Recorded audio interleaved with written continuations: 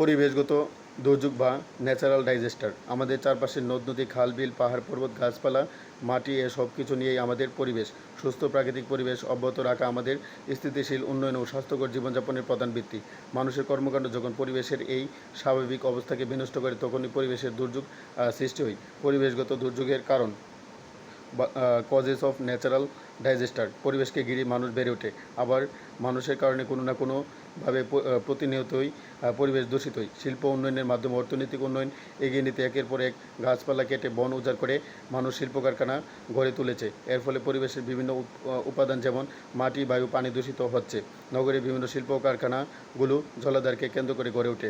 শিল্প কারখানার অপরিশোধিত বর্জ্য নর্দমার পানিতে ফেলায় তা নদীতে মিশে মাটি দূষিত করছে।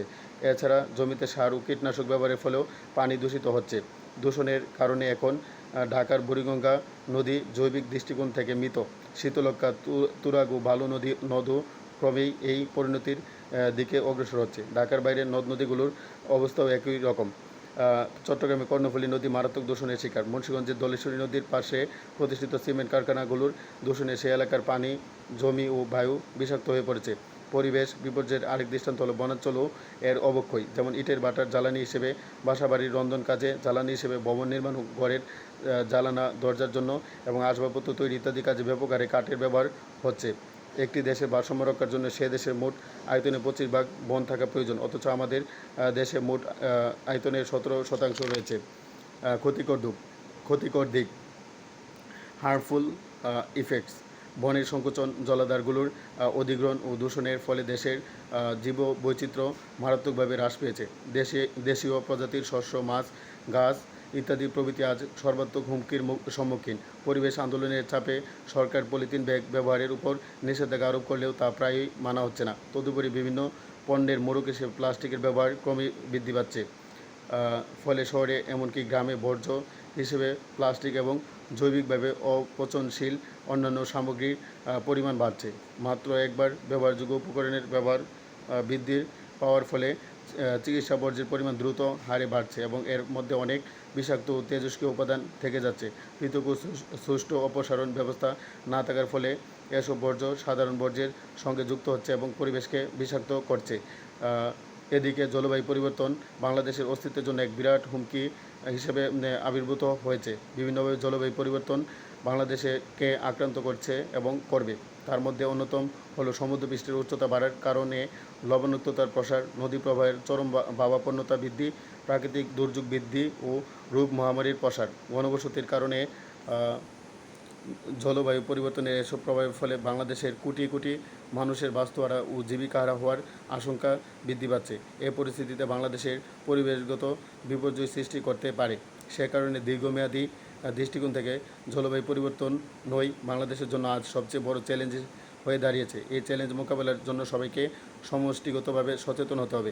পরিবেশগত দুর্যোগ মোকাবেলায় সরকারি ও বেসরকারি উদ্যোগ। বস্তুত বাংলাদেশের উন্নয়নে পরিবেশ সংরক্ষণ জরুরি। বেশি জনসংখ্যার কারণে পরিবেশ দূষণ দ্বারা আক্রান্ত মানুষের জনসংখ্যা বিপুলভাবে বৃদ্ধি পেয়েছে। স্বল্প আয়তন ও জনসংখ্যার উচ্চ ঘনত্বের কারণে বাংলাদেশের জন্য এসব সমস্যা প্রকট আকার ধারণ করেছে। ভয়াবহ এই পরিস্থিতি থেকে পরিত্রাণের জন্য যেসব পদক্ষেপ গ্রহণ করা প্রয়োজন তা নিম্নে উল্লেখ করা হলো।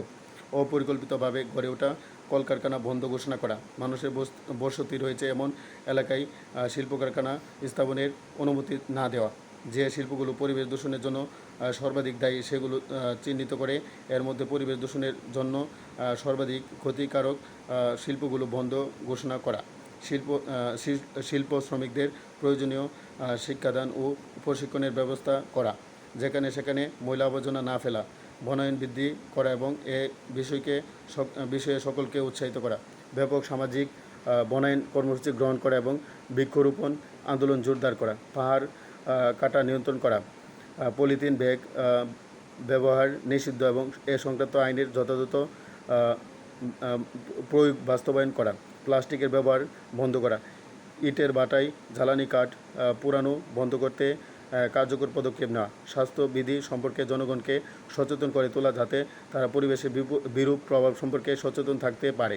অধিক মাত্রায় সার ও কীটনাশক ব্যবহার বন্ধ করে জৈব সার ব্যবহারে উৎসাহিত করলে ফসল ফলন এবং পরিবেশ দুটোই রক্ষা পাবে। পরিবেশ রক্ষার আন্দোলনে জনগণকে উৎসাহিত ও অংশগ্রহণে রাজি করানো, ক্ষতিকারক উপাদানগুলোর পরিমাপ করার জন্য বিশেষজ্ঞ দল গঠন করে তাদের মাধ্যমে প্রয়োজনীয় ব্যবস্থা গ্রহণ করা। নাগরিক হিসেবে আমাদের করণীয়, নাগরিক হিসেবে পরিবেশ সংরক্ষণে এনভায়রনমেন্ট প্রোটেকশনের জন্য আমাদের দায়িত্ব রয়েছে।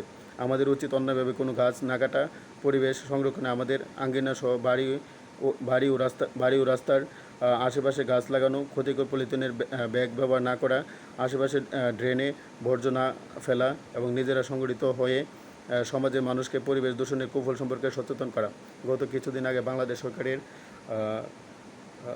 পরিবেশ উপদেষ্টা ডক্টর রিজওয়ানা হোসেন সৈয়দা রিজওয়ানা হোসেন বলেছেন, বাংলাদেশে 1 অক্টোবর থেকে সুপার শপে পলিথিন ব্যবহার নিষিদ্ধ করা হয়েছে এবং 1 নভেম্বর হতে সারা বাংলাদেশে পলিথিন ব্যবহার নিষিদ্ধ করা হবে।